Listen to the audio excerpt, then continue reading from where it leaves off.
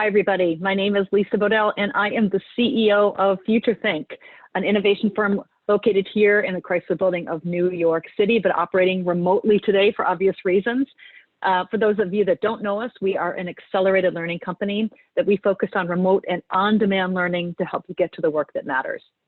We're really excited that you are with us today to launch our inaugural 15-minute work hack webinar series. The idea here is to give you tips, tricks, and work hacks to help you both reinvent yourself and your work in these turbulent times. Just a little housekeeping for everybody here today. First and foremost, this is being recorded. We will send out the slides to everybody after, so you can just sit back, relax, and take notes. This is meant for you to learn and to improve the way that you work. A little housekeeping note to everyone here. Some Zoom features, since we're learning about how to facilitate the best virtual meeting ever. We're going to be using some interactivity, some chat, raising our hand, as well as some Q&A. Do me a favor for everybody that has joined us here, and special thanks to everyone that's joining us a little bit later. It's 1 o'clock Eastern time here in New York, and I know later for many of the participants. If you can, raise your hand in the bar and show me that you know how to use that functionality. That's the first step, and it's learning how to give a better virtual meeting. Great, I've got high fives up here. Great, everyone's raising their hand. Great, keep it coming. Keep your hand raised. I'll tell you when we can stop raising our hand, but that's our first step of working together. I have everybody on mute, so thank you very much. We wanted to have less distractions versus more. Let's get right into it. So today's our first webinar, the best virtual meeting ever. And what's really cool about this today is the reason we're doing this is we are in, of course, unprecedented times. This is business unusual. And for many of us, people have been thrown into the deep end in terms of change. The biggest thing that people are wrestling right now with is fear. Fear of change, fear of what's next, fear of how to get used to this new future of work that's kind of been thrust upon us. We've talked about working virtually for a while, and now that's all we're doing. But the challenge we're having is most of us are beginners or advanced beginners in terms of running virtual meetings. What we do in the offline world does not always translate into the online world.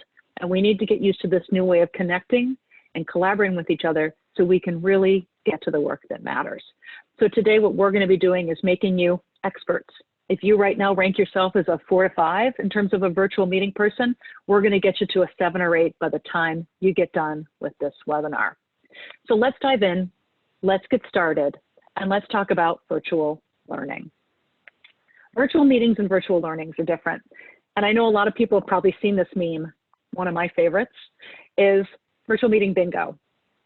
I'd love it here if people could type in for me, if you haven't raised your hand, raise already if you've experienced one of these things happening on virtual meeting bingo for you before. Do any of these things resonate with you? Have you experienced them before? Raise your hand. I'd actually like to take a poll because I think people have experienced virtual meetings like this more often than we care to share. And what I want to talk to you about is, let's figure out what's not working and what is. So first of all, here's what I'd like to hear from you. How effective are your team's remote meetings right now? And I want to launch a poll and have you vote. Here are the different things that you can answer. It's uber effective, it's mostly effective, sometimes effective, or rarely effective. Enter in your vote right now, and I'm going to post the results. Uber effective, mostly, sometimes, rarely effective. 5 more seconds for everybody to put in their polling. I want you to be able to use that functionality. Okay, let me give you the results. People have said mostly effective, followed by closely, sometimes effective. I'm not surprised, because for many of us, I'm sharing the results here, many of us, we think we're good at running meetings. Other people are not. That's usually what we think. Or, you know what, we always have, we sometimes have good meetings, but it's too episodic. We've got to change how that works. What I'd like to do is I'd actually like to now launch a different poll for everybody here. So let me try this again and see how you would answer this poll. Of the things on the virtual meeting bingo here on your slide, which of the behaviors here really annoy you the most? We've all experienced many of them. We find many of them annoying. Which of these ones that I've picked out as probably the top annoying ones annoy you the most? Let's have a discussion going here because we all know there are certain things that drive us crazy. 5 more seconds. Discussing the weather. Can you hear me? Excessive noise because people sound like they have freight trains in the background. All right, I'm going to launch the end of the polling here, and I'm going to share the results. And the winner is, there you go. Seems that excessive noise in the background. This is an easy thing for us to fix. Why don't most people do it? There's a lot of annoying things that happen. What I want to share with you now, and I'm going to stop sharing the results here on screen, is give you some tips or tricks so you can make all these things on the meeting bingo go away. So let's dive in. 5 tips to get started and make you an expert at leading a meeting or attending a meeting or in avoiding embarrassing things that can happen to you in a virtual meeting. So first of all, and this may seem obvious, but it's amazing how people don't do it correctly, using a consistent tech platform. At larger corporations, it's usually dictated or mandated for you to use, whether it's Zoom or WebEx or Teams. Some of you have more say in that. So using one and making it consistent is the first step. But the second step is deleting the resistance to understanding it. If you're a leader in an organization or an individual running a team and setting a lot of meetings, your goal is to reduce the friction on these virtual meetings, especially for people now that are dealing with so much change. Getting them up to speed on it quickly can really delete a lot of anxiety for them.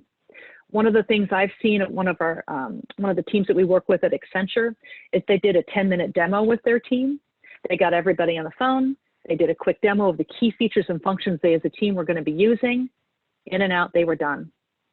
Another group I know at a candy company, they did a find a feature challenge.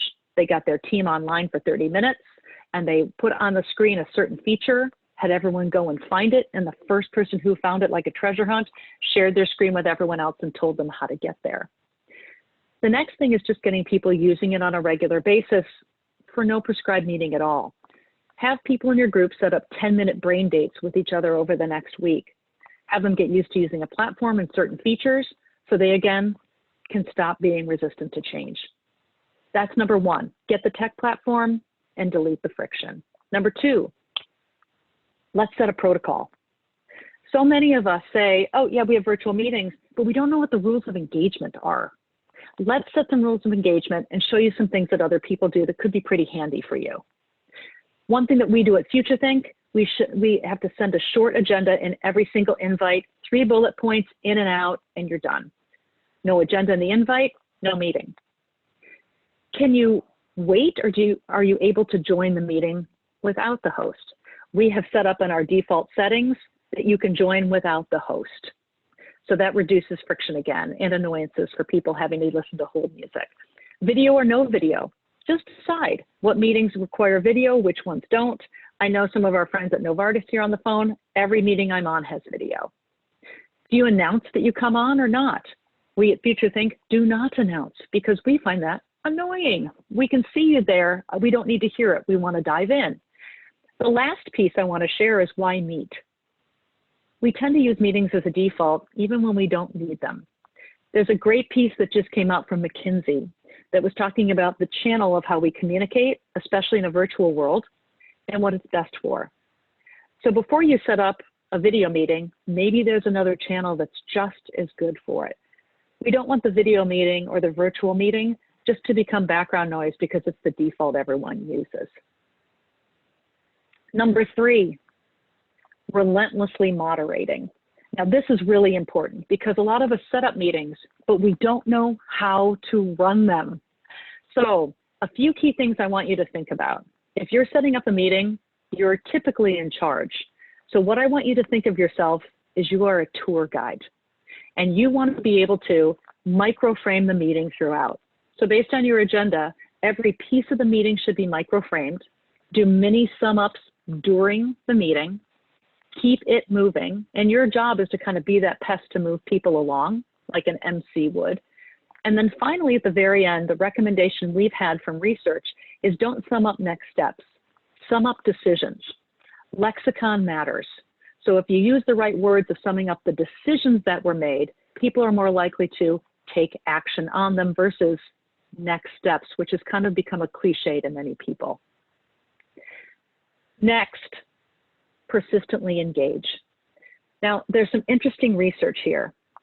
Most of us, again, set up a meeting, but we don't think of how to keep people engaged. We know because we teach change for a living, and we create courses that we know are based on how people cognitively learn and pay attention. Most of us have ADD. We do not have large attention spans, and we are multitasking constantly. There was a professor at the University of Washington that did some really cool research, and he looked at real meetings, meaning in person, not real meetings, in-person meetings, and remote meetings or online. And the data around how people pay attention was surprisingly the same. The average audience attention span looked like this arc every single time. So what was really interesting here for us was, take a look at this, high interest at the very beginning, all the way down to low interest automatically from the start. And then of course, the interesting part at the end, people were really engaged at the very end because they just wanted to hear the decisions or next steps and get off the call. The better meetings did this. They punctuated their meetings with resets. Every 5 minutes, changing it up, using a different interactivity mechanism. And it's not about entertaining people, it's about engaging them. So here's what I'd like to suggest you do in your meeting. Do one of these or a few of these to keep people paying attention, even if it's a status meeting. Simple things that people have done, but they don't use enough. Screen sharing, of course. File sharing, like a Google Doc that people are dynamically looking and editing in real time because it gets people's attention like eye candy. Whiteboarding to dynamically draw an idea versus just talking about it verbally. Chatting or hand raising. Emoticons to talk about your feeling about a decision, not just if you participate in a decision. Polling is a big one, and it can be fun, like the one we did here with bingo. And then there's, of course, Q&A and challenges. One of the things we did recently with a large telecom company here is we ran a Kill a Stupid Rule challenge virtually. We got everybody on the line. We took 30 minutes. We taught them how to kill a stupid rule and posed a challenge to them to put in the chat box. If they could kill any rule that would make them more productive while they worked remotely, what would it be? Within 5 minutes, we had a large group, over 800 people. We had over 100 rules that people had written to the chat box that we could capture, take offline, and kill those rules as a team. Turn it into a challenge. I would also say that there's another way you can get people to engage, and that's being more human. So one of the things we have to think about now that we are working remotely is how can we get connected with people so they are engaged, they collaborate, and frankly, they trust. When people have fear, they tend to trust less. So we want them to trust more and take away that fear. A lot of companies right now are having virtual lunches, coffees, happy hours. We know one candy company, Cadbury, who actually did one of their teams did a virtual 5K together, and then they had a virtual beer afterwards. Another thing that you can do that's really fun, and we often do this with our clients and starting our meetings, is do 5-minute collaboration games at the beginning of your meetings. It sets a tone, it gets people engaged, and it makes them want to problem solve a little bit more. People that start their learning sessions or their meetings with something that gets people to either engage personally or have a little bit of fun are more likely to engage in terms of the decisions at the end of the meeting. So let me show you a way that you could do a collaboration with your teams really quickly. I'm going to show you one right now. Take a look at this screen. How would you, using all of these shapes, create a square? So you have to create a square using these shapes. Take a quick look at the screen. Think about your answer. And here's the answer. You create a square not by using all of them, but by eliminating. This is a good example of something we use at the beginning of a meeting, and I've got 30 others of these, which hint we're going to be giving on a webinar next week, that can show and get teams engaged right from the start. So that's what we're going to do. We're going to personally engage. Here's the last one, and we're in our last couple minutes here of the webinar. You need to get ready for your close-up. You're going to moderate well, you're going to give the tech, you're going to reduce the friction, but are you set up personally for success even if you're not moderating a meeting? Here's some quick tips for you personally to have a better meeting and better setup. Here are 9 things that you can do, and let me walk you through them quickly. The first thing I want you to do is I want you to stop thinking of it as your office and think of it as your studio. You are literally going on camera now when you are in a virtual meeting situation.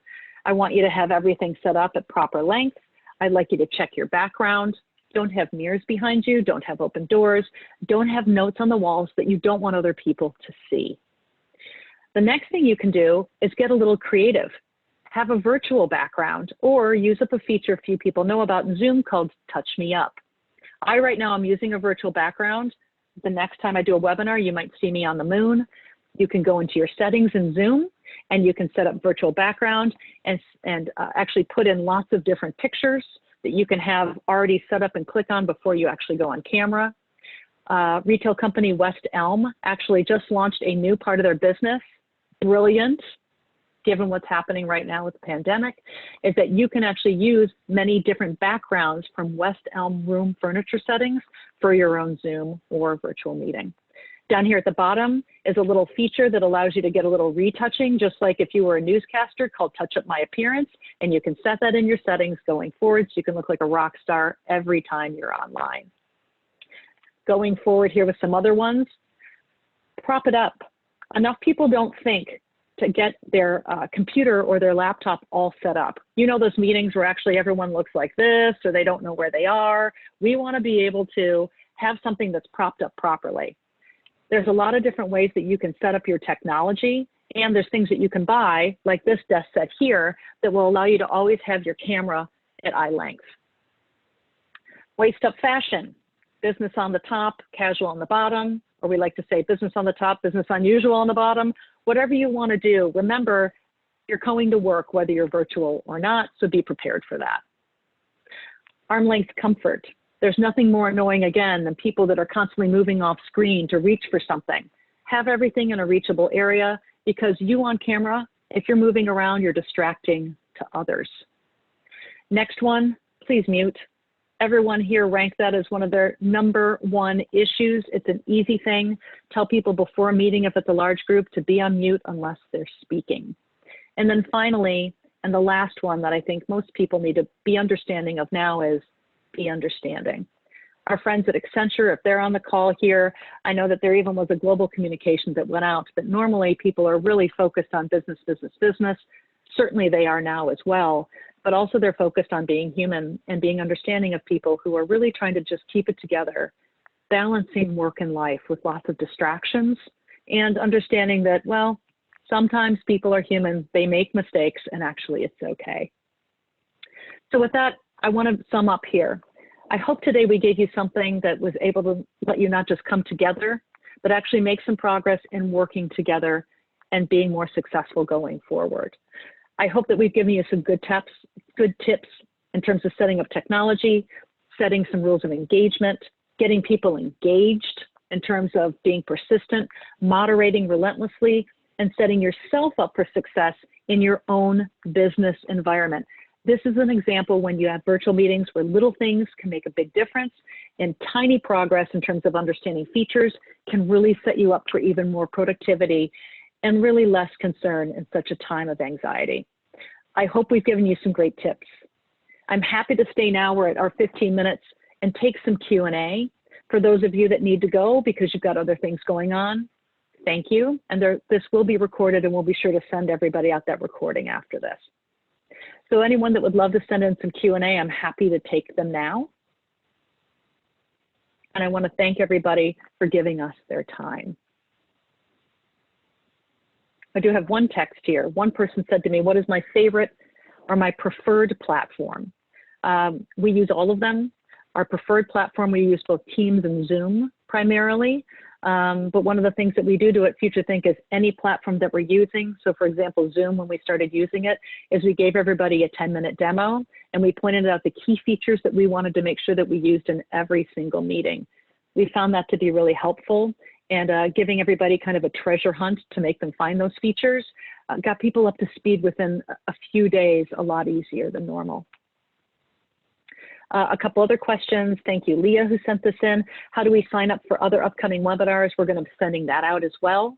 One of the things that we are doing, I think our next one is about collaborating creatively. Collaboration is a really hot topic for people right now.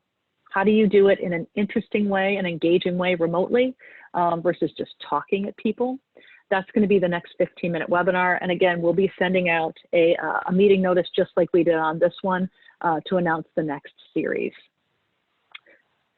We do have a schedule for the future webinars. We're going to be doing them once a week, again, giving people tips and tricks.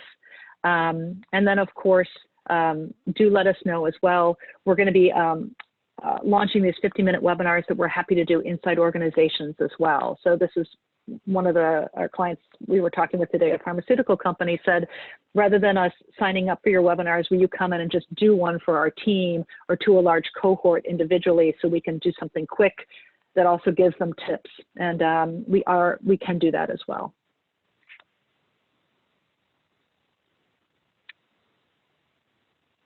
Do any of these features come in the free account? Many of them come in the free account, actually.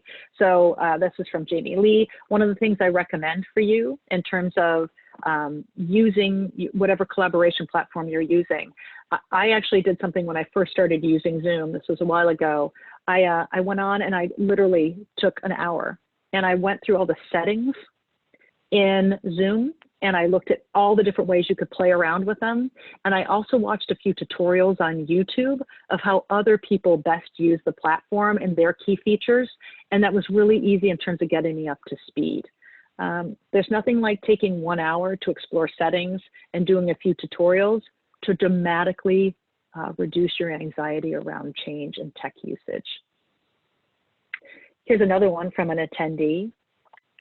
What is the expected norm when you are waiting for everyone to join the meeting? I always find that time awkward. Boy, so do I. I just find it so awkward. I'm definitely a person, I present a lot, so I'm an extrovert, but when it comes down to sometimes meetings and those social accords, I can be more of an introvert. The expected norm, I think, is to have some kind of, there's the normal banter and conversation in terms of keeping it light. I think it's okay, though, if some people want to remain on mute. If it's a small group, I think having banter is expected. If it's a large group, it is not. And in fact, in a larger group, I think sometimes it can be more distracting. And what you find is usually 2 or 3 people take over the whole conversation. So one of the things you can do within your organization is you can actually, to be frank, have a discussion around should there be a norm before the call starts of engagement or not. I think it's a small group, you don't need to dictate that. I think a large group you do. One more point on that I will say, if someone else had just sent me a text separately, should the rules of engagement be flexible or should they be mandated? I'll give you an answer, and I believe that they should be mandated. You can discuss them as a team and collaborate in terms of what are people's expectations and what do they like, so you can get a pulse for what would make people most comfortable. But I think the best thing that a leader can do is not leave it so wide open. Put out what the rules should be and then say that you can come back and revisit them. We've seen large organizations that really, they need to tell people if it's expected or not that they will be on video, if it's expected or not if they will be on mute, if it's expected or not that they can join, they are able to join before the host. Those kind of levels of protocol are really important. People are looking for leadership and a decision one way or another, so we can start to move faster, and we can move faster with expectations of how we're supposed to engage. Everybody, our time is up.